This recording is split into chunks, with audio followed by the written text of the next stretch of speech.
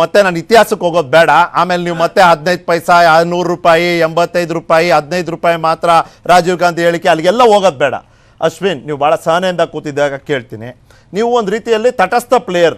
Okay, ನಾನು ಕೇಳೋದು ಅಕ್ಕಿ ವಿಷಯದಲ್ಲಿ ಹೆಂಗೆ ನಮ್ಮ ರಾಜ್ಯಕ್ಕೆ ತೊಂದರೆ ಕೊಡಬೇಕು ಅನ್ನೋ ಕಾರಣಕ್ಕಾಗಿ ಎಲ್ಲ ಇಡೀ ದೇಶಕ್ಕೆ ಕೊಡಲ್ಲ ಅಂತ ಹೇಳ್ಬಿಟ್ರು, ಅದೇ ರೀತಿ ನಮ್ಮ ರಾಜ್ಯಕ್ಕೆ ನಮ್ಮ ಸರ್ಕಾರಕ್ಕೆ ತೊಂದರೆ ಕೊಡಬೇಕು ಅಂತ ಹೇಳಿ ಇದೊಂದು ಹ್ಯಾಕ್ ಮಾಡಿಬಿಟ್ಟಿದ್ದಾರೆ ಅನ್ನೋ ಆರೋಪ ಬಂದುಬಿಡ್ತಲ್ಲ. ಈ ಆರೋಪ, 2 ಆರೋಪ ಇದೆ ಇಲ್ಲಿ, ಅಕ್ಕಿ ಪ್ಲಸ್ ಸೇವಾ ಸಿಂಧು. ಪ್ಲೀಸ್ ಸರ್, ನಾನು ಏನು ಹೇಳಬೇಕು ಅಂತಂದರೆ ಸರ್, ಮೊದಲಿಗೆ ನಿಮ್ಮ ಇವತ್ತಿನ ಚರ್ಚೆ ತುಂಬ ಅರ್ಥಗರ್ಭಿತವಾಗಿದೆ. ಏನಕ್ಕೆ ಅಂದರೆ ಅದಕ್ಕೆ ದೇಶ ನಾಡನ್ನು ಆಳೋರು ಬುದ್ಧಿವಂತರಿರಬೇಕು, ವಿದ್ಯಾವಂತರಿರಬೇಕು. ದುಡ್ಡಿರೋರು ಆಳಕ್ಕೆ ಹೋದರೆ ಇದೇ ರೀತಿ ಆಗೋದು. ಇದು ಯಾರು ಇನ್ಚಾರ್ಜ್ ಗೊತ್ತಾ ಸರ್? IT minister. ಏನಕ್ಕೆ ಅಂತ ಹೇಳ್ತೀನಿ. ನಾವು ಸಿಲಿಕಾನ್ ಸಿಟಿ ಅಂತ ಬೆಂಗಳೂರಿಗೆ ಏನಕ್ಕೆ ನೀವು ಅವಾಗಲೇ ಆರಂಭದಲ್ಲಿ ಹೇಳಿದ್ರಿ, ಸೈಬರ್ ಸಿಟಿ ಅಂತ ಕ್ಯಾಪಿಟಲ್ ಅಂತ ಏನಕ್ಕೆ ಕರಿತೀವಿ. ಎಲ್ಲೋ ಇರೋವಂಥ ಬೆಂಗಳೂರು, ಎಲ್ಲೋ ಇರೋವಂಥ ಅಮೇರಿಕಾನ ಇವತ್ತು ಇಲ್ಲಿ ಕೂತ್ಕೊಂಡು ನಾವು ಆಪ್ರೇಟ್ ಮಾಡ್ತಿರ್ತೀವಿ. ಅಂದರೆ ಎಕ್ಸಾಂಪಲ್, ಈಗ ಕ್ರಿಸ್ಮಸ್ ಡೇ ಇರ್ಬೋದು, ಬಾಕ್ಸರ್ ಡೇ ಇರ್ಬೋದು, ಗುಡ್ ಫ್ರೈಡೇ ಇರ್ಬೋದು, ತುಂಬ ಯೂಸರ್ಸು ಬೈಯರ್ಸು ತುಂಬ ಇರ್ತಾರೆ. ಬೆಂಗಳೂರಲ್ಲಿ ಕೂತಿರೋಂಥ ಒಬ್ಬ ಸಾಫ್ಟ್ವೇರ್ ಇಂಜಿನಿಯರ್ ಕೆಲಸ ಏನಂದರೆ, ಇನ್ನು 2 ಡೇಸಲ್ಲಿ ಅಮೇರಿಕಾದಲ್ಲಿ ತುಂಬ ಜನ ಯೂಸರ್ಸ್ ಆಗ್ತಾರೆ ಅಂತ ಹೇಳಿ ಸರ್ವರ್ನ ಕಾಂಟ್ಯಾಕ್ಟ್ ಮಾಡ್ತೀವಿ, ಡೇಟಾ ಅವ್ರನ್ನ ಕಾಂಟ್ಯಾಕ್ಟ್ ಮಾಡ್ತೀವಿ, ಯಾವುದೇ ರೀತಿ ತೊಂದರೆ ಆಗಬಾರ್ದು ಅಂತ ಬೆಂಗಳೂರಲ್ಲಿ ಕೂತಿರೋಂಥ ಒಬ್ಬ ಇಂಜಿನಿಯರ್, ಒಬ್ಬ ಟೆಕ್ಕಿ ಕೆಲಸ ಮಾಡ್ತಿರ್ತಾರೆ. ಅಂದರೆ ಸರ್, ಎಲ್ಲೋ ಒಂದು ಕಡೆ ಅಲಾಸ್ಕಾನಲ್ಲಿ ಹಿಮಪಾತ ಆಗ್ತಿರುತ್ತೆ, ಆ ಶಾಪ್ಗೆ ಹೋಗಬಾರ್ದು, ಒಂದು ಲಾರಿ, ಒಂದು ಟ್ರಕ್ಕಲ್ಲಿ ಆ ವೆಹಿಕಲ್ಗೆ ಒಂದು ಫೆರಿಷಬಲ್ ಐಟಮ್ಗಳನ್ನ ತುಂಬಾರ್ದು ಅನ್ನೋದನ್ನ ಬೆಂಗಳೂರಲ್ಲಿ ಕೂತ್ಕೊಳ್ಳೋರು ಕೆಲಸ ಮಾಡ್ತಿರ್ತಾರೆ. ತಂತ್ರಜ್ಞಾನ ಇರೋಂಥದ್ದನ್ನ ನಾವು ಮಾಡ್ತಿದ್ದ ಕೆಲಸಗಳು ಸರ್. ಈ ರೀತಿ ತಂತ್ರಜ್ಞಾನ ಇರೋದ್ರಿಂದ ಸರ್, ಒಂದು 10 kg ಒಂದು ಕಂಟೈನರ್ಗೆ ನೀರು ತುಂಬೋದು ಸರ್. ದಿನ ಬೆಳಿಗ್ಗೆ ಆದರೆ 10 kg ಕಂಟೈನರಲ್ಲಿ, ಅಂದರೆ ಒಂದು 10 ಲೀಟರ್ ಕಂಟೈನರಲ್ಲಿ 9 ಲೀಟರ್ ನೀರು ಖಾಲಿ ಆಗ್ತಿರುತ್ತೆ. ದಿನ ಗ್ರಾಹಕರು ಬರ್ತಾರೆ, 9 ಲೀಟರ್ ನೀರು. ಈ ರಾಜ್ಯಕ್ಕೂ ಗೊತ್ತಿರುತ್ತೆ, ಅಧಿಕಾರಿಗಳಿಗೂ ಗೊತ್ತಿರುತ್ತೆ, 9 ಲೀಟರ್ ಖಾಲಿ ಆಗ್ತಿರುತ್ತೆ, 1 ಲೀಟರ್ ಎಕ್ಸೆಸ್ ಆಗಿ ಇಟ್ಕೊಂಡಿರ್ತೀವಿ. ನಾಳೆಯಿಂದ ಸೇವಾ ಸಿಂಧು ಓಪನ್ ಆಗ್ತಿದೆ, ಇದಕ್ಕೆ 18 ಲೀಟರ್ ಬೇಕು ಅಂದಾಗ ಅವ್ರಿಗೆ ಗೊತ್ತಿರುತ್ತಲ್ಲ ಸರ್, ಸೈಜ್ ದೊಡ್ಡ ಡೇಟಾ ಎಲ್ಲಿಗೆ ತುಂಬ್ತೀರಾ ಅದಕ್ಕೆ? ಆ 18 kg ಎಲ್ಲಿ ತಡ್ಕೊಳ್ಳುತ್ತದು? ಪ್ರಾಕ್ಟಿಕಲ್ ಆಗಿ ಒಬ್ರು IT ಮಿನಿಸ್ಟರ್ ಗೊತ್ತಿರ್ಬೇಕು. ಅದಕ್ಕೆ ಹೇಳೋದು, ಬುದ್ಧಿವಂತರು ಇರಬೇಕು. ಬರೀ ದುಡ್ಡಿರೋರೇ ದೇಶ ಆಳಕ್ಕೆ ಹೋದ್ರೆ ಇದೇ ಸರ್ ಆಗೋದು. ನಮ್ಮ ದೇಶನ, ನಮ್ಮ ರಾಜ್ಯನ ಎಲ್ಲಿಗೆ ತಗೊಂಡು ಹೋಗ್ಬೇಕಂತಿದ್ದೀವಿ? ನಾವು ಇನ್ನೂ ಹಕ್ಕಿ ಮೇಲೇನೆ ನಾವು ರಾಜಕಾರಣ ಮಾಡೋದಾದ್ರೆ ಜನಸಾಮಾನ್ಯರಿಗೆ ಬೇಕಾಗಿರೋದು ಆ ಅಳತೆಗೋಲಿನ ಮುಖ್ಯ ಹೊರತು ಸರ್, ನಮಗೆ ಏನೋ ಉದ್ದೇಶಪೂರ್ವಕವಾಗಿ ರಾಜಕಾರಣಿಗಳಿಗೆ ಆ ಧೋರಣೆಗಳು ಅದಾಗಬಾರ್ದು ಸರ್. ನಾನೀಗ BJP ಪರವಾಗಿ ಮಾತಾಡೋದಾಗ್ಲಿ, ಕಾಂಗ್ರೆಸ್ ವಿರುದ್ಧ ಮಾತಾಡೋದ್ರಲ್ಲಿ ನಮ್ಮ ಕುಮಾರಣ್ಣಂಗೆ 19 ಇದ್ದಿದ್ದು 119 ಆಗಲ್ಲ. ಪ್ರಾಕ್ಟಿಕಲ್ ಆಗಿ, ಟೆಕ್ನಿಕಲ್ ಆಗಿ ನಾವು ಮಾತಾಡಬೇಕು ಸರ್. ಈಗ ಇವತ್ತು ಏನು ಕೇಳ್ತಿದ್ದಾರೆ, ಏನಾದರೂ ಕಾಂಗ್ರೆಸ್ ಅವರು ಮಾನ್ಯ ಮೋದಿ ಅವ್ರನ್ನ ನಂಬ್ಕೊಂಡು ಅವರು ಘೋಷಣೆ ಕೊಟ್ಟಿದ್ರ, ಗ್ಯಾರಂಟಿಗಳನ್ನ ಅನೌನ್ಸ್ ಮಾಡಿದ್ರ? ಮೋದಿ ಅವ್ರನ್ನ ನಂಬ್ಕೊಂಡು 10 kg ಅಂತ ಹೇಳಿದ್ರ? ಅವ್ರು ಹೇಳ್ತಾರಲ್ಲ, ಸಂವಿಧಾನ ನಂಬ್ಕೊಂಡು, ಒಕ್ಕೂಟದ ವ್ಯವಸ್ಥೆ ಮೌಲ್ಯಗಳನ್ನ ನಂಬ್ಕೊಂಡು, ಒಕ್ಕೂಟ ವ್ಯವಸ್ಥೆ ಕೊಡುವಂತ ಆಶ್ವಾಸನೆಗಳನ್ನ ನಂಬ್ಕೊಂಡು. ಎಕ್ಸಾಕ್ಟ್ಲಿ. ನಮಗೆ ಕೇಂದ್ರದ ಪ್ರತಿ ಯಾವ ರೀತಿ ಜವಾಬ್ದಾರಿ ಇದೆ, ಲೆಟ್ ಮಿ ರಿಮೈಂಡ್ ಎವ್ರಿಬಡಿ, ಕೇಂದ್ರಕ್ಕೂ ನಮ್ಮ ರಾಜ್ಯದ ಪ್ರತಿ ಅಷ್ಟೇ ಜವಾಬ್ದಾರಿ. Exactly, good point sir. 25 seat ಕೊಟ್ಟಿದ್ದೀವಿ ಸರ್. ಎಕ್ಸಾಕ್ಟ್ಲಿ ಸರ್, 25 ಸೀಟು ನಾವು ಕೊಟ್ಟಿದ್ದೀವಲ್ವ ಸರ್. ನಾವು ಅದ್ರ ಬಗ್ಗೆ ಇದೇ ಮಾಧ್ಯಮದಲ್ಲಿ ತುಂಬಾ ಚರ್ಚೆ ಮಾಡಿದ್ದೀವಿ. ನಾನು ಕೇಳ್ತಿರೋದು ಇಷ್ಟೇ ಸರ್, ಸಿಂಪಲ್ ಆಗಿ, BJP ಅವ್ರೇನು ಸನ್ಯಾಸಿಗಳಲ್ಲ, ಅವರು ರಾಜಕಾರಣಿಗಳೇ. ಅವರು ಕರ್ನಾಟಕದಲ್ಲಿ ರಾಜಕಾರಣ ಮಾಡಬೇಕು ಅಂತಿರೋದೆ. ಕಾಂಗ್ರೆಸ್ ಅವರು ಏನು ನಾವು ಒಬ್ಬರೇ ರಾಜಕಾರಣ ಮಾಡ್ಕೊಂಡು ಹೋಗ್ಬೇಕು ಅಂತ ನಾವು ಬೇರೆ ಪಕ್ಷದವ್ರು ಏನು ಕಾಯ್ತಿಲ್ಲ ಸರ್. ಸಿಂಪಲ್, ಇವತ್ತು 7 ಲಕ್ಷ ಮೆಟ್ರಿಕ್ ಟನ್ ಹೆಚ್ಚುವರಿಯಾಗಿ ಕರ್ನಾಟಕದಲ್ಲಿ ಇದೆ ಅಂತ ಅಂದಾಗ, ನಾನು ಏಕಾಏಕಿ ಹೋಗಿ ಒಂದು ಫುಡ್ ಕಾರ್ಪೊರೇಷನ್ ಅದು ಹೇಗೆ ಸಪ್ಲೈ ಚೈನ್ ಸಿಸ್ಟಮ್ ಹೇಗೆ ವರ್ಕ್ ಆಗುತ್ತೆ ಅನ್ನೋದನ್ನ ಕಾಂಗ್ರೆಸ್ ಅವ್ರಿಗೂ ಗೊತ್ತಿರುತ್ತೆ. ನಾನು ಏಕಾಏಕಿ ಹೋಗಿ ಕೇಳಿ ಇವತ್ತು 10 kg ಅಕ್ಕಿ ಕೊಡಿ ಅಂತಂದ್ರೆ BJP ಅವರು ಇಲ್ಲ, ನೀವು ಅದಕ್ಕೆ ಸೇರಿಸ್ಬಿಟ್ಟು ಒಂದು 2 kg ಸೇರಿಸಿ 12 kg ಕೊಡಿ ಅಂತ BJP ಅವ್ರು ಕೇಳ್ದಂಗೆ ಕಾಂಗ್ರೆಸ್ ಅವರು ಕೊಡೋಕ್ಕಾಗುತ್ತೆ ಅನ್ಕೊಂಡಿದ್ದೀರಾ ಸರ್? ಕೊಡ್ಲಿಕ್ಕೆ ಬರಲ್ಲ. ಅದು ಆ ಸಪ್ಲೈ ಚೈನ್ ಸಿಸ್ಟಮೇ ಬೇರೆ ಸರ್. ಅತಿವೃಷ್ಟಿ ಆಗುತ್ತಾ, ಅನಾವೃಷ್ಟಿ ಆಗುತ್ತಾ, ಬರಗಾಲ ಬರುತ್ತಾ, ಮಾನ್ಸೂನ್ ಕೈ ಕೊಡುತ್ತಾ, ಅದೆಲ್ಲ ನೋಡ್ಕೊಂಡು ಅದನ್ನ ಪ್ರಾಕ್ಟಿಕಲ್ ಆಗಿ food corporation of India work out ಮಾಡುತ್ತೆ. ಅದನ್ನ ನಾವೀಗ ತೆಲಂಗಾಣದಲ್ಲಿ ನಾಳೆ ಮುಂದಿನ ತಿಂಗಳು ಎಲೆಕ್ಷನ್ ಬರುತ್ತೆ, 18 kg ಅಕ್ಕಿ ಘೋಷಣೆ ಮಾಡ್ತಾರೆ. ವೆಸ್ಟ್ ಬೆಂಗಾಲಲ್ಲಿ ಮಮತಾ ದೀದಿ ಅವರು 25 kg ಅನೌನ್ಸ್ ಮಾಡ್ತಾರೆ. ಹಾಗಂತ FCI ಕೊಡ್ಲಿಕ್ಕೆ ತಯಾರಿರುತ್ತೆ, ಕೊಡ್ಲಕ್ ಆಗಲ್ಲ. ಅದೆಲ್ಲ ಅಲ್ಲ, ಅವ್ರ ಪಾಪ ಲಕ್ಷ್ಮೀ ಭಂಡಾರ್ ಅಂತ ಅವ್ರು ಘೋಷಣೆ ಮಾಡ್ಬಿಟ್ಟು 1000 ರೂಪಾಯಿ 500 ರೂಪಾಯಿ ಅದೇ ಕೊಡಕ್ ಆಗ್ತಿಲ್ಲ ಮಮತಾ ಬ್ಯಾನರ್ಜಿ ಅವ್ರಿಗೆ. ನನ್ನ ಪ್ರಶ್ನೆ ಸಿಂಪಲ್ ಸರ್, ಇವಾಗ ಕಾಂಗ್ರೆಸ್, ನಾನು ಅದೇ ಹೇಳಿದೆ, ನಾನು ಕಾಂಗ್ರೆಸ್ ವಿರೋಧನಲ್ಲೂ ಪರನೂ ಅಲ್ಲ. ನಮ್ಗೆ 1919 ಆಗಲ್ಲ. ಇವತ್ತಿರೋ ರಾಜಸ್ಥಾನಲ್ಲಿ ಸರ್ಕಾರ ಇರ್ಬೋದು, ಗುಜರಾತಲ್ಲಿ ಇರ್ಬೋದು, ವೆಸ್ಟ್ ಬೆಂಗಾಲಲ್ಲಿ ಇರ್ಬೋದು, ಛತ್ತೀಸ್ಗಢಲ್ಲಿ ಯಾವ ರೀತಿ ಅವ್ರು ಕೊಟ್ಟಂತ ಇದನ್ನ ಕೆಲಸ ರೈತರ ಹತ್ರ ಪರ್ಚೇಸ್ ಮಾಡ್ತಿದಾರೋ, ಮುಕ್ತ ಮಾರುಕಟ್ಟೆನಲ್ಲಿ ಅವ್ರು ತಗೊಳ್ತಿದಾರ, ಅದನ್ನ ಹೇಗೆ ಅವ್ರು ಮಾಡ್ತಿದ್ದಾರೆ, ಪರ್ಯಾಯ ಏನು ಅದನ್ನ ಕಾಂಗ್ರೆಸ್ ಅವ್ರು ಮಾಡಬೇಕು ಹೊರತು ನಾವು ಜುಲೈ 1ರಿಂದ ಕೊಡ್ತೀವಿ, ಮಾತು ಕೊಟ್ಟಿದೀವಿ ಅಂತ ಕರ್ನಾಟಕದ ಜನತೆಗೆ ಹೇಳಿದ್ಮೇಲೆ ಎಲ್ಲ ಅದು ಮಾತು ತಪ್ಪಿವೆ ಅಂತ ಅಂದಾಗ ಈ ರೀತಿ ಒಂದು ರೀಸನ್ಗಳನ್ನ ಜನಕ್ಕೆ ಕೊಡೋದು ತಪ್ಪು. ಕೇಂದ್ರದ ಮೇಲೆ ಗೂಬೆ ಕೊಡ್ಸಿದ್ರೆ ನೀವು ಯಾವ ಪುರುಷಾರ್ಥಕ್ಕೆ ಇಲ್ಲಿ ಸರ್ಕಾರ ರಚಿಸಿದ್ರೆ? ಹಂಗಂದ್ರೆ ನೀವು ಹೇಳ್ತಿರೋದು ಅಕ್ಕಿ ಕೊಡ್ತೀನಿ ಅಂದಿದ್ದೀರಿ, ಅಕ್ಕಿ ಕೊಡಿ, ರೀಸನ್ ಕೊಡಬೇಡಿ. ರೀಸನ್ ಕೊಡಬೇಡಿ. ಕೇಳ್ತೀನಿ, ಒಂದು ಬ್ರೇಕ್ ಹೋಗೋ ಮುಂಚೆ ಸರ್ ಕ್ವಿಕ್ ಆಗಿ ಹೇಳ್ತೀರಾ ಅಂದ್ರೆ ಕೇಳೋಣ, ಇಲ್ಲಾಂದ್ರೆ ಬ್ರೇಕ್ ಹೋಗೋಕೆ ಬರಲ್ಲ. ಅಲ್ಲ ಹೇಗೆ ಗೊತ್ತಾ, ಅಲ್ಲ ಈ ಪ್ರಶ್ನೆ ಇರೋದು ಇಷ್ಟೇ ಸರ್, ಹೆಜ್ಜೆ ಹೆಜ್ಜೆಯಲ್ಲೂ ರಾಜ್ಯ ಸರ್ಕಾರ ಕೇಂದ್ರನ ಅಥವಾ ಪ್ರತಿಪಕ್ಷನ ಆರೋಪಿಸಿದಾಗ ನಿಮ್ಮ ಕಮಿಟ್ಮೆಂಟ್ ಬಗ್ಗೆ ಪ್ರಶ್ನೆ ಅಲ್ಲ ಸರ್, ಇದು ಪ್ರಶ್ನೆ ಇರೋದು ನಿಮ್ಮ ಇಮೇಜ್ ಬಗ್ಗೆ. ಜನ ನಿಮ್ಮನ್ನ ಏನಕ್ಕೆ ಇಲ್ಲಿ ಆಯ್ಕೆ ಮಾಡಿದ್ದಾರೆ ಅಂದ್ರೆ ಒಂದು ಬಲಿಷ್ಠ ನಾಯಕತ್ವ ಇದೆ, ಒಂದಲ್ಲ ಸರ್, ಎರಡಿದೆ ನಿಮ್ಮ ಪಕ್ಷಕ್ಕೆ ಬೇರೆ. ಹಿಂಗಿದ್ದಾಗ ಅಯ್ಯೋ ಅವ್ರು ನಮ್ಗೆ ಹಂಗೆ ಅಡ್ಡ ಮಾಡಿಬಿಟ್ರು, ಇವ್ರೇನು ನಿಮಗೆ ನಿಮ್ಮ ಅಲಯನ್ಸ್ ಪಾರ್ಟ್ನರ್ ಅಲ್ವಲ್ಲ sir, they will oppose you ಅಲ್ವಾ? ಈಗ ಎರಡು ಪ್ರಶ್ನೆ. ಪ್ಲೀಸ್, ನಾವು ಗ್ಯಾರಂಟಿ ಸ್ಕೀಮಲ್ಲಿ ಅಕ್ಕಿ ಕೊಡ್ತೀವೋ ಇಲ್ಲ ಅನ್ನೋದು ಸೆಕೆಂಡ್ರಿ, ತಾವೆತ್ತಿರ್ತಕ್ಕಂಥದ್ದು ಟೆಕ್ನಿಕಲ್ ಪಾಯಿಂಟು. ಎರಡೂ ಸತೀಶ್ ಜಾರಕಿಹೊಳಿ ಅವರು ಹೇಳಿದ ಪ್ರಶ್ನೆ ತಾವು ಎತ್ಕೊಂಡಿದ್ದೀರಾ. ಹೌದೌದು.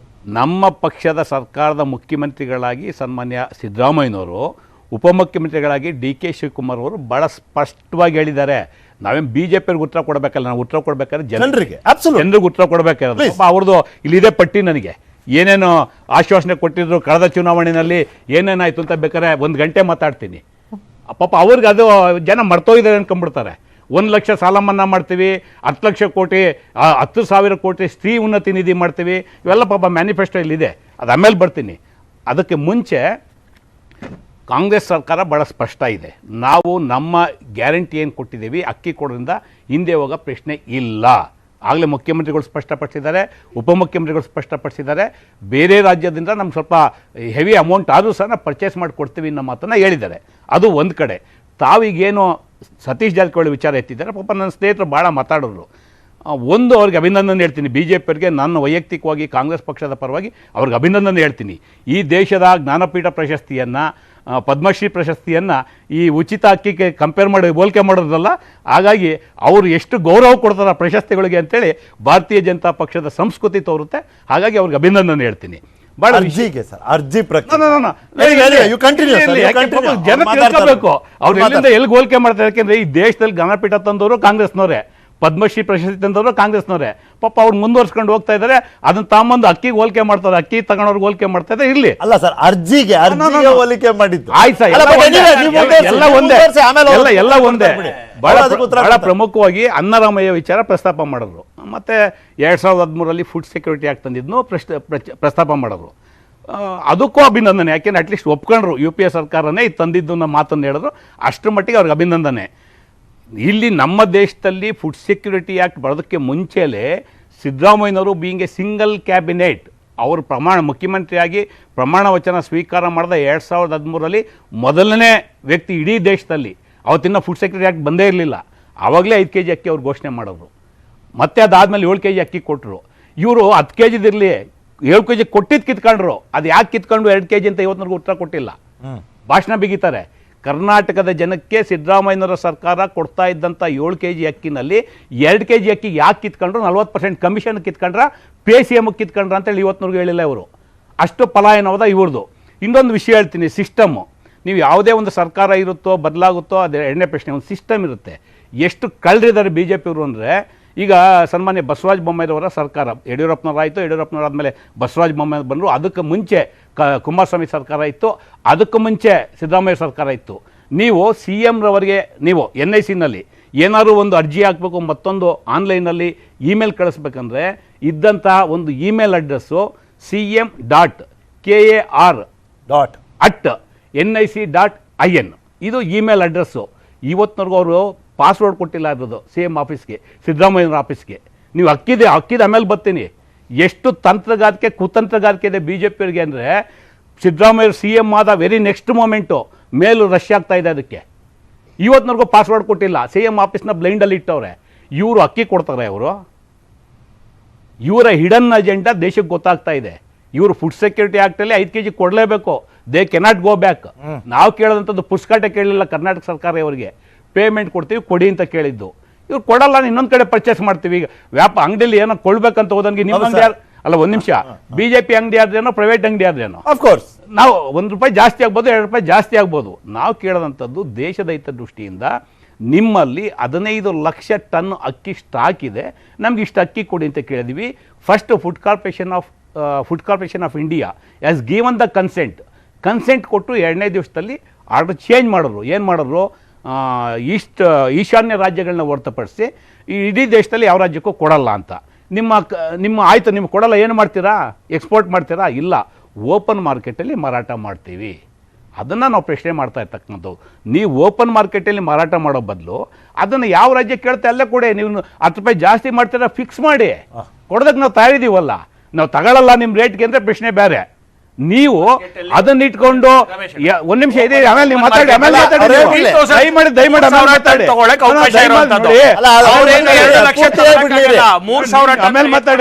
ಗೊತ್ತಿದೆ ಬಿಡಿ, ಅದು ಬಲ್ಕ್ ಬಯರ್ ಅಂತ ಒಂದು ಕ್ಯಾಟಗರೈಸೇಷನ್ ಆಗ್ಬೇಕು, ಅದ್ರ ಮೇಲೆ ಒಂದು ಕ್ಯಾಪ್ ಇದೆ. ಪ್ಲೀಸ್ ಹೇಳಿ. ಈ ಫೆಡರಲ್ ಸಿಸ್ಟಮ್ ಅಲ್ಲಿ ಪ್ರತಿಯೊಂದು ರಾಜ್ಯ, ನನ್ನ ಸ್ನೇಹಿತರು ಅಶ್ವಿನ್ ಅವರು ಒಂದು ಪ್ರಶ್ನೆ ಎತ್ತರು, ನಾಳೆ ಇನ್ನೊಂದು ಯಾವುದೋ ಸ್ಟೇಟ್ ಸ್ಕೀಮ್ ಘೋಷಣೆ ಮಾಡುತ್ತೆ, ಇನ್ನೊಂದು ಅಫ್ಕೋರ್ಸ್ ಇಲ್ಲ ಅಂತ ನಾನು ಹೇಳೋದಿಲ್ಲ. ನೀವು ಸ್ಕೀಮ್ ಘೋಷಣೆ ಮಾಡಿ ನಿಮ್ಮಲ್ಲಿ ಸ್ಟಾಕ್ ಇಲ್ಲ ಅಂದಾಗ ಯು ಕೆನಾಟ್ ಗಿವ್, ನಿಮ್ಗೆ ಕೊಡೋಕೆ ಸಾಧ್ಯ ಇಲ್ಲ. ನಿಮ್ಮಲ್ಲಿ ಇಲ್ಲ ಅಂತ ಕೊಡೋಕೆ, ಸ್ಟಾಕ್ ಇಟ್ಕೊಂಡು ಕೊಡಲ್ಲ ಅಂದಾಗ ಏನು ಸಂದೇಶ ಕೊಡ್ತಾ ಇದ್ದೀರಾ? ಅಂದ್ರೆ ಸ್ಟಾಕ್ ಇರೋ ತನಕ ನಾವು ಹೆಂಗ್ ಬೇಕಂಗೆ ಸ್ಕೀಮ್ಗಳು ಮಾಡ್ಕೊಂಡು ಹೋಗ್ಬಿಟ್ರೆ, ಅವತ್ತೊಬ್ರು ನಾಯಕರು ಬಂದಿದ್ರು ಇದೇ ಚರ್ಚೆನಲ್ಲಿ ಹೇಳಿದ್ರು, ಇವತ್ತು ನೀವು ಹಸು ಕೊಟ್ಟಿದ್ದೀರಾ, ನಾಳೆ ಹೋದ್ರೆ ಆನೆ ಕೇಳ್ತಾರೆ. ಹೌದು sir, very very very important point. ನಿಮ್ಮ ಸ್ವೀಕಾರ ಮಾಡ್ಕೊಂಡು ಹೇಳ್ತೀನಿ, ನಿಮ್ಗೆ ಅಭಿನಂದನೆ ಹೇಳ್ತೀನಿ. ನೀವು ಬಿಹಾರ್ 2015 ಚುನಾವಣೆಯಲ್ಲಿ 1.25 ಲಕ್ಷ ಪ್ಯಾಕೇಜ್ ಘೋಷಣೆ ಮಾಡಿದ್ರಲ್ಲ ಪ್ರೈಮ್ ಮಿನಿಸ್ಟರ್ ಮೋದಿರವರು, ಅದೆಲ್ಲಿಂದ ಘೋಷಣೆ ಮಾಡಿದ್ರೆ ನೀವು? ನಿಮ್ಮದೇ ಸರ್ಕಾರ ಬಂದಿದ್ರೆ ನೀವು ಕೊಡ್ತಿದ್ರಲ್ಲ 1.25 ಲಕ್ಷ. ಅಂದರೆ ಬಿಹಾರಕ್ಕೆ ನೀವು ಕೊಡೋಕೆ ರೆಡಿ 2015ರಲ್ಲಿ. ಇವತ್ತು 2023ರಲ್ಲಿ ಕರ್ನಾಟಕದವರು 5 kg ಅಕ್ಕಿ ಕೇಳಿ ಅಂದರೆ ಕೊಡೋಕೆ ತಯಾರಿಲ್ಲ. ಏನರ್ಥ ಇದು? ಇನ್ನು ಕಾಂಗ್ರೆಸ್ ಪಾರ್ಟಿನ ಡಿಕ್ಲೇರ್ ಮಾಡಿದ್ದು 1.25 ಲ್ಯಾಕ್ ಪ್ಯಾಕೇಜು, ಅದೆಲ್ಲಿಂದ ತರ್ತಾ ಇದ್ರೆ? ನೀವು ಕೊಟ್ರೆ ಏನ್ ಬೇಕಾದ್ರೂ ಕೊಡ್ಬೋದು. ಬಾಬಾ ಸರ್, ಇಲ್ಲಿ ಪ್ರಶ್ನೆ ಬರೋದು ಎಲ್ಲಿ? ಹೋಲಿಕೆನೆ. ಒಂದು ಇವಿಎಂಗೆ ಇದನ್ನ ಹೋಲಿಕೆ ಮಾಡಿರುವಂತದ್ದು, ಅಕ್ಕಿನ ಮತ್ತೆ ಇದಕ್ಕೆ ಹೋಲಿಕೆ ಮಾಡಿರುವಂತ. ಈಗ ಮಹೇಶ್ ಅವರು, ಈಗ ನೀವೇ ಆಗ್ಲೇ ಮಾತಾಡ್ತಾರೆ, ಅವರು ನಿಮ್ ಚರ್ಚೆಗೆ ಉತ್ತರ ಕೊಡ್ತಾ ಒಂದು ಪದ ಬಳಸಿದ್ರು, ಸ್ಕೂಲ್ ರಿಸಲ್ಟ್ SLC ಮತ್ತೊಂದು ಹಾಕ್ಬೇಕಾದ್ರೆ ಹ್ಯಾಕ್ ಆಗಿರ್ಬೋದು ಅಂತ ಹೇಳಿ, ಹ್ಯಾಂಗ್ ಆಗಿರ್ಬೋದು ಅಲ್ಲ, ಹ್ಯಾಕ್ ಪದ ಬಳಸಿ ಆಮೇಲೆ ಹ್ಯಾಂಗ್ ಅಂದ್ರು. ಅಲ್ಲ ಅವ್ರು ಹೇಳಿದ್ದು ಹ್ಯಾಂಗ್ ಅಂದ್ರು. ಎಸ್, ನೋಡ್ ಸರ್, ನೀವು ತೆಗೆದು ನೋಡಿ. ಅಲ್ಲ, ಹ್ಯಾಕ್ ಅಂತ ಬಳಸಿದ್ರು ಅವರು, ಅದನ್ನ ಹೇಳ್ತಿರೋದು. ಬೈ ಸ್ಪಿಟ್ ಆಫ್ ಟಂಗ್ ಬಳಸಿದ್ರು, ಆಮೇಲೆ ಹ್ಯಾಂಗ್ ಅಂತ ಬಳಸಿದ್ರು. ಅದನ್ನೇ ಹೇಳಿದ್ದು. ಏನೋ ಒಂದು ಪದ ಬಳಸಿದ್ರೆ ನೀವು ಹಿಂಗೆ ಹೇಳ್ಬಿಟ್ರಲ್ಲ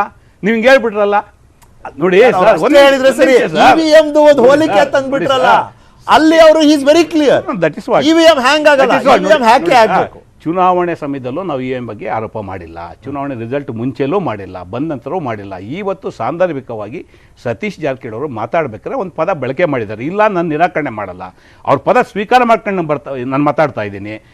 ನಿಮ್ದು ಅಷ್ಟೇ, ನಮ್ದು ಅಷ್ಟೇ. ನಾವು ಇದ್ದಷ್ಟು ಅವರು ಟೆಕ್ನಿಕಲ್ ಸೌಂಡ್ ಇಲ್ಲದೇ ಇರ್ಬೋದು.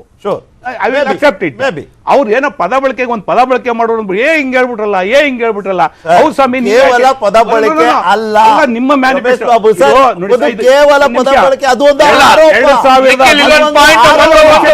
ಒಂದು ಸರ್ಕಾರದ ವಿಷಯದಲ್ಲಿ.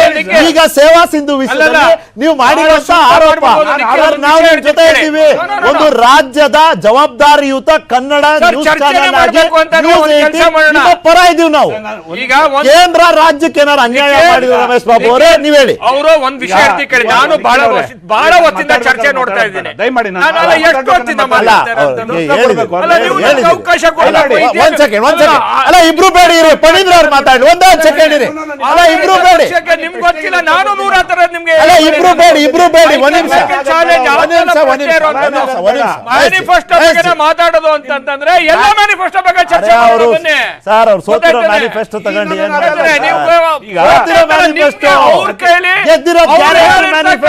ಒಂದು ವಾಗ್ದಾನವನ್ನ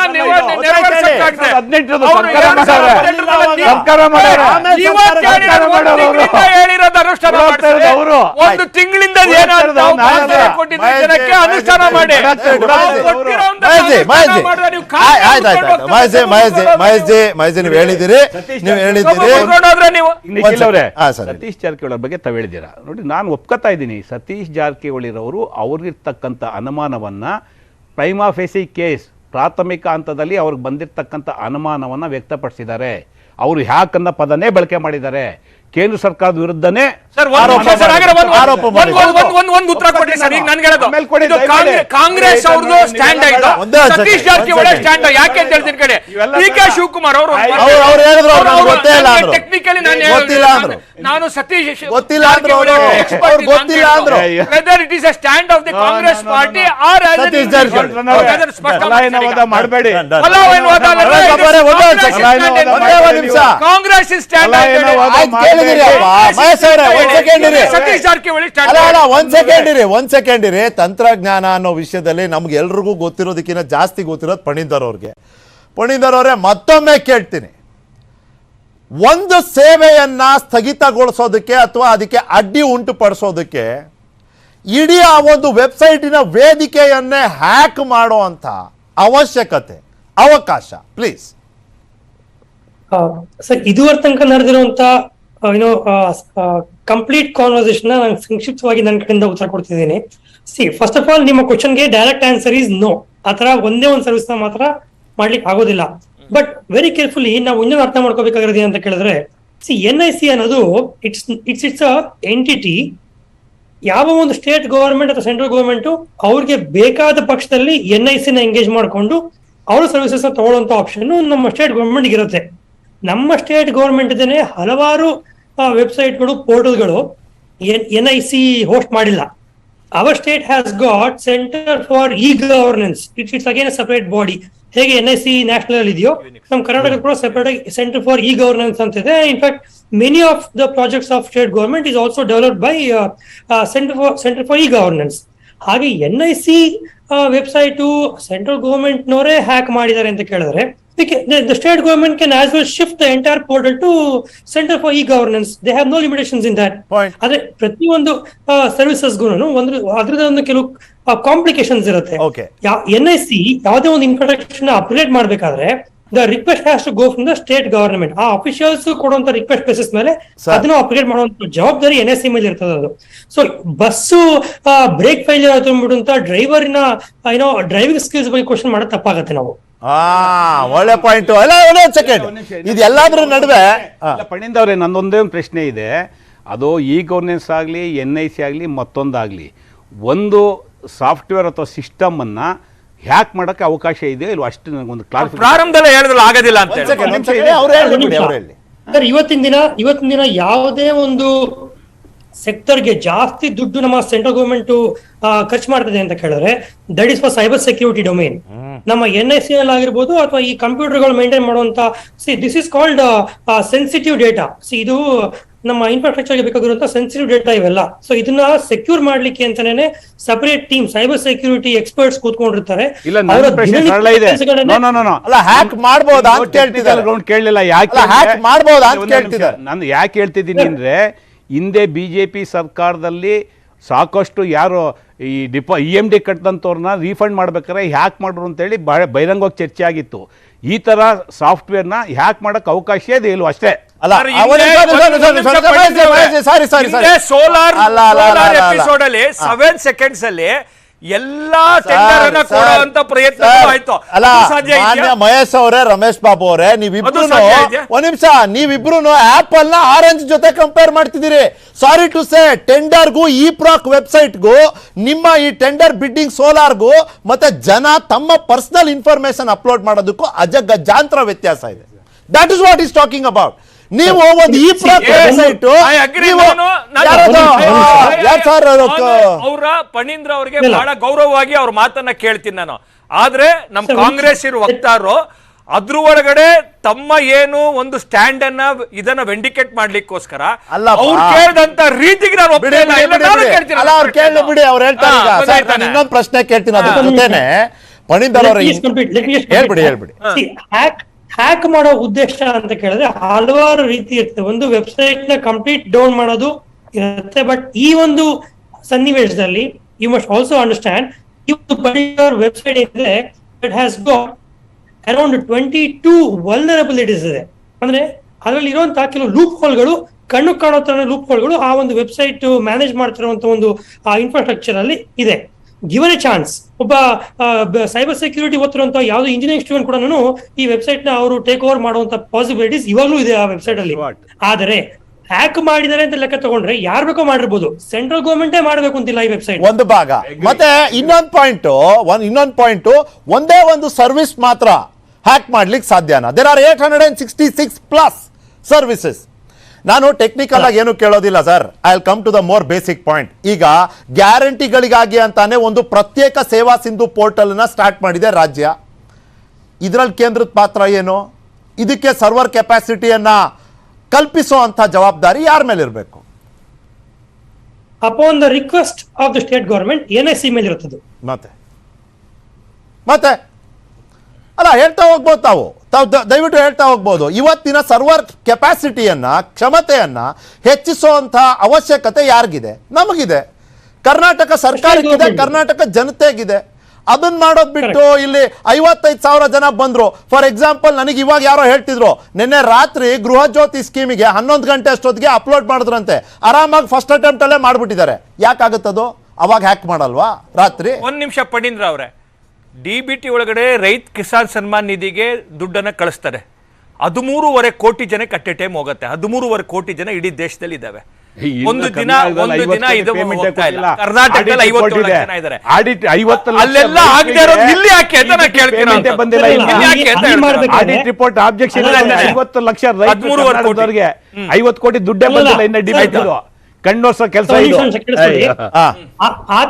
ಆತರ DBT ಟ್ರಾನ್ಸ್ಫರ್ ಮಾಡ್ಬೇಕಾದ್ರೆ ಎಷ್ಟು ಜನ ಬೆನಿಫಿಷಿಯರೀಸ್ ಇದ್ದಾರೆ, ಅದಕ್ಕೆ ಎಷ್ಟು ಬ್ಯಾಂಡ್ ವಿಡ್ತ್ ಬೇಕಿದೆ, that is well prepared, well known.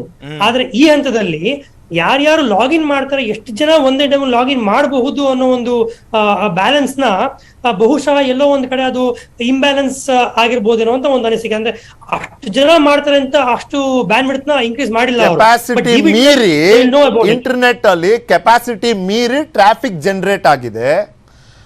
ಅಲ್ಲ, ರೋಡ್ ಅಲ್ಲಿ ಇರೋದ್ ಜಾಗ 10 ಗಾಡಿ ಹೋಗೋದಕ್ಕೆ 25, 35, 45 ಗಾಡಿ ಬಂದ್ರೆ ಹೆಂಗ್ ಹೋಗ್ಲಿಕ್ಕೆ ಸಾಧ್ಯ? 55,000 ವಿದ್ಯುತ್ಗೆ 55,000 ಜನ ಅಪ್ಲೋಡ್ ಆಗಿದಾರಲ್ಲ sir per day. First day 55,000. ಈಗ ಸರ್ ನಾವು ಕೇಳ್ತಾ ಇರೋದು ಬಹಳ ಸಿಂಪಲ್ ಇದೆ. ಅಕ್ಕಿ ವಿಷಯದಲ್ಲಿ ನೀವು ಹೇಳಿದ್ರಿ ಕೇಂದ್ರ ಸರ್ಕಾರ ನಮ್ಮ ರಾಜ್ಯಕ್ಕೆ ತೊಂದರೆ ಕೊಡಬೇಕು ಅಂತಾನೆ ಈ ನಿಯಮ ಹೊರಡಿಸಿದೆ. ಇವತ್ತು ಹೇಳ್ತಿದ್ದೀರಿ ನಮ್ಮ ಅನುಷ್ಠಾನಕ್ಕೆ ತೊಂದರೆ ಕೊಡಬೇಕು ಅಂತಾನೆ ಸೇವಾ ಸಿಂಧು ಹ್ಯಾಕ್. ನಾನು ರಮೇಶ್ ಬಾಬು ಅವ್ರಿಗೆ ಮತ್ತೆ ಕೇಳ್ತೀನಿ, ಸರ್ ನೀವು ಹೆಜ್ಜೆ ಹೆಜ್ಜೆಗೂ ಬೇರೆಯವ್ರನ್ನ ಬ್ಲೇಮ್ ಮಾಡ್ತಾ ಹೋದ್ರೆ ನಿಮ್ಮ ಪಕ್ಷ ಸರ್ಕಾರದ ಮೇಲೆ ಯಾವ ರೀತಿಯ ಒಂದು ಅನುಭೂತಿ ಅಂದರೆ ಪರ್ಸೆಪ್ಷನ್ ಬಿಲ್ಡ್ ಆಗುತ್ತೆ? ಸೊ ಈಗ ಜನರ ಪರ್ಸೆಪ್ಷನ್ನು ಕಾಂಗ್ರೆಸ್ ಪಾರ್ಟಿ ಪರವಾಗಿದೆ. ನಾವು ಮಹಿಳೆಯರಿಗೆ ಸ್ತ್ರೀ ಸಬಲೀಕರಣ ಕೊಡಬೇಕಂತೇಳಿ ಉಚಿತ ಬಸ್ಸನ್ನು ಸ್ಟಾರ್ಟ್ ಮಾಡಿದಾಗಲೂ ಸಹ ಇದೇ ಥರದ ಆರೋಪ BJP ಮಾಡಿದರು. ಇವತ್ತು ಆ್ಯಸ್ ಆ್ಯಂಡ್ ಟುಡೇ ನಮ್ಮ ರಾಮಲಿಂಗಾರೆಡ್ಡಿ ಅವರು ಮೇಡ್ ವೆರಿ ಕ್ಲಿಯರ್ ಸ್ಟೇಟ್ಮೆಂಟ್. ಇದುವರೆಗೂ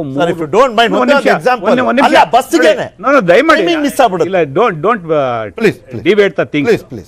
3 ಕೋಟಿ ಹೆಣ್ಮಕ್ಳು ನಾವು ತಂದಂತಹ ಉಚಿತ ಮಹಿಳಾ ಪ್ರಯಾಣಿಕರ ಯೋಜನೆಯ ಸದುಪಯೋಗವನ್ನು ಪಡ್ಕೊಂಡಿದ್ದಾರೆ.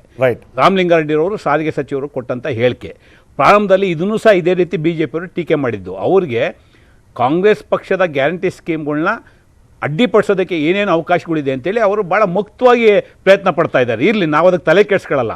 ನಾನು ಮತ್ತೆ ಭಾಳ ನೀವು ಕೇಳೋಂಥ ಪ್ರಶ್ನೆಗೆ ಭಾಳ ಟು ದ ಪಾಯಿಂಟ್ ಭಾಳ ಸ್ಪಷ್ಟವಾಗಿ ಹೇಳ್ತಾ ಇದ್ದೇನೆ. Congress party is committed to implement our promises. ನಾವು ಏನು ಜನಕ್ಕೆ ಗ್ಯಾರಂಟಿಗಳನ್ನ ಕೊಟ್ಟಿದ್ದೇವೆ, 5 ಗ್ಯಾರಂಟಿಗಳನ್ನ ನಾವು ಚಾಚು ತಪ್ಪದೆ ಇಂಪ್ಲಿಮೆಂಟ್ ಮಾಡ್ತೇವೆ. ಇದನ್ನು PCC ಅಧ್ಯಕ್ಷರಾದಂಥ ಸನ್ಮಾನ್ಯ DK ಶಿವಕುಮಾರ್ ಅವರು ಸ್ಪಷ್ಟಪಡಿಸಿದ್ದಾರೆ. ಈ ರಾಜ್ಯದ ಮುಖ್ಯಮಂತ್ರಿಗಳಾಗಿ ಸನ್ಮಾನ್ಯ ಸಿದ್ದರಾಮಯ್ಯನವರು ಸಹ ಭಾಳ ಸ್ಪಷ್ಟವಾಗಿ ಹೇಳಿದ್ದಾರೆ. ಇವರು ನಾವು ಕೊಟ್ಟಂಥ 7 kg ಅಕ್ಕಿನಲ್ಲಿ 2 kg ಅಕ್ಕಿ ಕಿತ್ಕೊಂಡಂಥವ್ರು ಇವತ್ತು ಅಕ್ಕಿ ಕೊಡಿ ಅಂತಾರೆ. ಈ ಸನ್ಮಾನ್ಯ ಬಸವರಾಜ ಬೊಮ್ಮಾಯಿರವರು ಏನಕ್ಕಪ್ಪ 7 kg ಅಕ್ಕಿ ಕೊಡ್ತೀನಿ ಅಂತ ಯಾಕೆ ಹೇಳಲಿಲ್ಲ?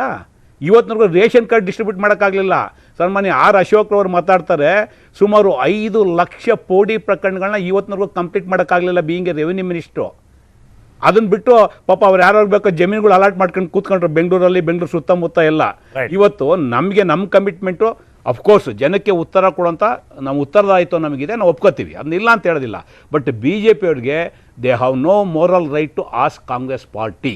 ನೀವು ಕೊಟ್ಟಂಥ ಸ್ಕೀಮ್ಸ್ ಇವತ್ತು ಕೊಟ್ಟಿಲ್ಲ. ನೀವು 2018ರಲ್ಲಿ ಏನು ಪ್ರಾಮಿಸಸ್ ಈ ರಾಜ್ಯದ ಜನಕ್ಕೆ ಕೊಟ್ಟರಲ್ಲ, ಇವತ್ತಿನವರೆಗೂ ಕೊಡಕ್ಕೆ ನಿಮ್ಮ ಕೈಯಲ್ಲಿ ಆಗಿಲ್ಲ. ಸರ್, ನೀವು ನಮ್ಮನ್ನು ಪ್ರಶ್ನೆ ಮಾಡಕ್ಕೆ ಕೊಟ್ಟಿದ್ದೀರಾ. Not only state government, central ಗೌರ್ಮೆಂಟಲ್ಲಿ ನೀವೇನು ಅಶ್ಯೂರೆನ್ಸ್ ಕೊಟ್ಟರೋ ಮೋದಿಯವರ 2 ಎಲೆಕ್ಷನ್ನಲ್ಲಿ ಮೈಸೂರಿನ ಇಂಟರ್ನ್ಯಾಷನಲ್ ಟೂರಿಸ್ಟ್ ಪ್ಲೇಸ್ ಮಾಡ್ತೀವಿ ಅಂತ ಹೇಳಿದ್ರು 2014ರ ಪಾರ್ಲಿಮೆಂಟ್ ಚುನಾವಣೆಯಲ್ಲಿ. ಏನು ಮಾಡಿದ್ದಾರೆ ಇವತ್ತು? ದಾವಣಗೆರೆನ ಮ್ಯಾಂಚೆಸ್ಟರ್ ಸಿಟಿ ಮಾಡ್ತೀನಿ, ಕಾಟನ್ಗೆ ಫೇಮಸ್ ಅಂತ ಹೇಳೋರು ಇದೇ ಮೋದಿರವರು. ಏನು ಮಾಡಿದ್ದಾರೆ ದಾವಣಗೆರೆನ ಇವತ್ತು? 2 ಕೋಟಿ ಉದ್ಯೋಗ ಕೊಡ್ತೇವೆ ವರ್ಷಕ್ಕೆ ಅಂತಂದ್ರು. ಎಷ್ಟು ಜನ ಉದ್ಯೋಗ ಕೊಟ್ಟಿದ್ದೀರಾ ನೀವು? ಸರಿ. ಮಹಿಳಾ ಸಬಲೀಕರಣಕ್ಕೆ ಇವತ್ತು ಕರ್ನಾಟಕದಲ್ಲಿ ನಿಮ್ಮ ಮ್ಯಾನಿಫೆಸ್ಟೋದಲ್ಲಿ 10,000 ಕೋಟಿ ಸ್ತ್ರೀ ಉನ್ನತಿ ನಿಧಿ ಮಾಡ್ತೀವಿ ಅಂದ್ರೆ ಯಾಕೆ ಮಾಡಲಿಲ್ಲ? ಇಡೀ ಜಿಲ್ಲೆಗೆ ಮೆಡಿಕಲ್ ಕಾಲೇಜ್ ಕೊಡ್ತೀವಿ ಅಂದ್ರೆ ಯಾಕೆ ಕೊಡಲಿಲ್ಲ? ರೈತರದು 1 ಲಕ್ಷ ರೂಪಾಯಿ ರೈತರು ಸಾಲ ಮನ್ನಾ ಮಾಡ್ತೀವಿ ಅಂತ ಹೇಳಿದ್ರೆ ಯಾಕೆ ಕೊಡಲಿಲ್ಲ? ಪಾಪ ಅದಕ್ಕೆ ವಾಯ್ಸೇ ಇಲ್ಲ ಬಸವರಾಜ ಬೊಮ್ಮಾಯಿಗೆ. ಅವರೇ ಹೇಳ್ತಾರೆ ಬಿಟ್ಕಾಯಿನ್ ಇಟ್ಕೊಂಡು ಅವರ ಪಾರ್ಟಿ ಅವ್ರ MLA ಹೇಳಿದ್ರಲ್ಲ ಯತ್ನಾಳ್ರವರು 2,000 ಕೋಟಿ ಹರಾಜಿಗೆ ಇಟ್ಕೊಂಡ್ ಬಂದಿದ್ದು ಮುಖ್ಯಮಂತ್ರಿ ಸ್ಥಾನಕ್ಕೆ ಅಂತೇಳಿ. ಅದಕ್ಕೆ ಉತ್ತರ ಕೊಡಕ್ಕೆ ಇವ್ರಿಗೆ ಶಕ್ತಿ ಇಲ್ಲ. ಕಾಂಗ್ರೆಸ್ ಪಕ್ಷದ ಗ್ಯಾರಂಟಿ ಬಗ್ಗೆ ಮಾತಾಡೋಕೆ ಅಲ್ಲ ರಮೇಶ್ ಬಾಬು ಅವರು ಯಾವ ಮಾತಾಡಿದ್ದಾರೆ ಸರ್ ಒಂದು ನಿಮಿಷ ಒಂದೇ ಒಂದು ಸೆಕೆಂಡ್. ರಮೇಶ್ ಬಾಬು ಅವರು ಯಾವ ಬಸ್ಸು 3 ಕೋಟಿ ಮಹಿಳೆಯರು ಅದರ ಉಪಯೋಗ ಅಂತ ಮಾತಾಡಿದ್ದಾರೆ, ಅದ್ರ ಉದಾಹರಣೆ ತಗೊಂಡು ಎಕ್ಸ್ಪ್ಲೇನ್ ಮಾಡೋಣ. ಬಸ್ಸಲ್ಲಿ ಜಾಗ ಇರೋದು 60 ಜನಕ್ಕೆ, 160 ಜನ ನುಗ್ಗುಬಿಟ್ರೆ ಬಸ್ಸಲ್ಲಿ ಇಕ್ಕಟ್ಟಾಗುತ್ತೋ ಇಲ್ವೋ? ಅದೇ ಆಗ್ತಿರೋದು ಸೇವಾ ಸಿಂಧು ಪೋರ್ಟಲ್ನಲ್ಲೂ. ಅಲ್ಲಿ ಜಾಗ ಇರೋದು ಒಂದು ಅಷ್ಟೇ ಜನಕ್ಕೆ ಸರ್ವರ್ ಅಲ್ಲಿ. ಆ ಸರ್ವರ್ ಅಲ್ಲಿ ಜಾಗ ಇಲ್ಲದೆ ಇರೋದನ್ನ ಹ್ಯಾಕು ಅಂತ ಹೇಳಿ ಮತ್ತೊಮ್ಮೆ ಕೇಂದ್ರ ಸರ್ಕಾರದ ಕಡೆ ಬಟ್ ಮಾಡಿ ತೋರಿಸಿ ರಾಜಕಾರಣ ಮಾಡೋದಕ್ಕೆ ಮುಕ್ತ ವೇದಿಕೆ ಇದೆ, ನೀವು ಮಾಡ್ಕೊಳ್ಳಿ. ಜನರಿಗೆ ನೀವೇನು ಹೇಳಿದಿರಿ ಕೊಡ್ತೀವಿ ಅಂತ ಅದನ್ನು ಕೊಟ್ಬಿಡಿ ಅನ್ನೋ ಮಾತು ಜೊತೆ ಇವತ್ತಿನ ಕಾರ್ಯಕ್ರಮ ಮುಗಿಸ್ತೀನಿ. ಮಹೇಶ್ ಜಿ ಕ್ಷಮಿಸಬೇಕು, ಅನ್ನೋ ಸಮಯ ಇಲ್ಲ. Thank you Ashwin, thank you Ramesh Babu ಅವರೇ. ಇದಾಗಿತ್ತು ಇವತ್ತಿನ ಚರ್ಚೆಯ ವಿಷಯ. To the point. ನೋಡ್ತೀನಿ ನ್ಯೂಸ್ 18. ಜಾಲ ನಮ್ಮದು, ಬಲ ನಿಮ್ಮದು. ನನ್ನ ಪ್ರಶ್ನೆಯಿಂದ ತಪ್ಪಿಸ್ಕೊಳ್ಳೋದು ಸುಲಭ ಅಲ್ಲ.